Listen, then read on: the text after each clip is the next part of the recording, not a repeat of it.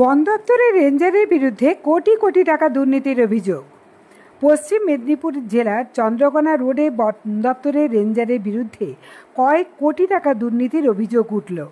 পশ্চিম মেদিনীপুর জেলার চন্দ্রকোনা রোডের কুমারী জঙ্গলে প্রায় প্রতিটি বছর বন দপ্তরের যে ফিলিং হয়, অর্থাৎ কিছু গাছ কেটে বিক্রি করা হয়, আবার কিছু গাছ লাগানো হয়। সেসব গাছ বিক্রি করার পর সরকারিভাবে যে টাকা দেওয়া হয় শ্রমিকদের, সেই টাকা আটকে দেন স্থানীয় রেঞ্জার সুব্রত ঘোষ। এই রেঞ্জারের বিরুদ্ধে আরও অভিযোগ যে তিনি প্রায় 2 লক্ষ টাকা কাটমানি দাবি করেন, বিনিময়ে নাকি বাকি টাকা ছেড়ে দেওয়ার জন্য। স্থানীয় এফপিসি কমিটি নাকি তা দিতে অস্বীকার করেন। তারা নাকি বলেন এই টাকা সাধারণ মানুষের টাকা, সাধারণ মানুষের হাতেই তুলে দিতে হবে। স্থানীয় এফপিসি কমিটির তৃণমূল কংগ্রেসের দ্বারা পরিচালিত, তাই তাদের যুক্তি এই টাকা শ্রমিকদের হাতে তুলে দিলে তার প্রভাব পড়বে ভোটে এবং স্থানীয় স্তরে তৃণমূল কংগ্রেসের জনপ্রিয়তা বাড়বে। শুরু হয় আধিকারিকের সঙ্গে স্থানীয় তৃণমূল কংগ্রেসের এফপিসি কমিটির সংঘাত। এরপর টাকা পেতে রেঞ্জারের ঊর্ধ্বতন কর্তৃপক্ষের সঙ্গে যোগাযোগ করার জন্য কাগজপত্র সংগ্রহ করতে শুরু করেন স্থানীয় তৃণমূল কংগ্রেসের নেতৃবৃন্দ। আর সেই কাগজপত্র দিয়ে দেখা যায় বিস্তর গরমিল। কোটি কোটি টাকা দুর্নীতির তথ্য হাতে পান তৃণমূল কংগ্রেসের নেতারা। কখনো 200 কেজি গাড়ি কাঠ বিক্রি হলে কাগজে কলমে তা দেখানো হয়েছে 100 কেজি। বাকি টাকা গায়েব করেছেন স্থানীয় রেঞ্জার বলে অভিযোগ। খালি ট্রানজিট পারমিট দিয়েও কোটি কোটি টাকা দুর্নীতি করা হয়েছে বলেও জানা গেছে। যত পুরনো নথি জোগাড় করতে পেরেছেন, তাতে দুর্নীতির পরিমাণ বেড়েই চলেছে।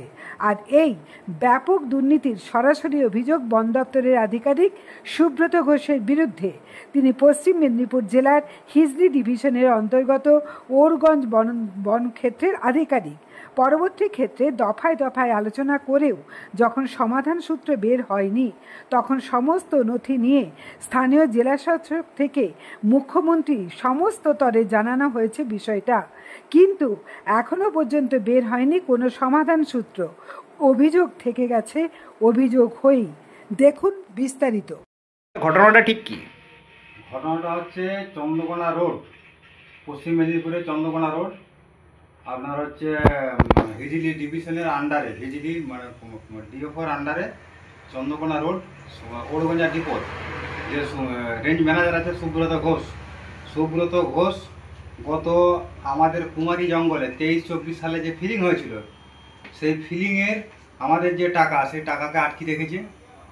আমাদের সঙ্গে গোতাপিয়াসার রেঞ্জের একসঙ্গে শেয়ার মানি টাকা ঢুকেছিল, ওদেরকে টাকা তুলে দিয়েছে, কিন্তু আমাদেরকে টাকা তুলে দেয়নি। বলছে এখন ওটা অ্যাকাউন্টের মাধ্যমে সিস্টেম হয়ে গেছে। আমরা জানানোর পরও উনি বলছেন যে না, আমি ওটা অর্ডার করে দিয়েছি, হবে না। জঙ্গলটা ফিলিং করার সময় তো আমাদেরকে বলেনি। টাকা ঢুকো 7 দিন পরে আমাদেরকে বলছে অ্যাকাউন্টে টাকা নিতে হবে। আমাদের এপিসি মেম্বার হচ্ছে 565 জন। আমরা ওই টাকাটাকে ডিস্ট্রিবিউশন করি 2064 জনকে।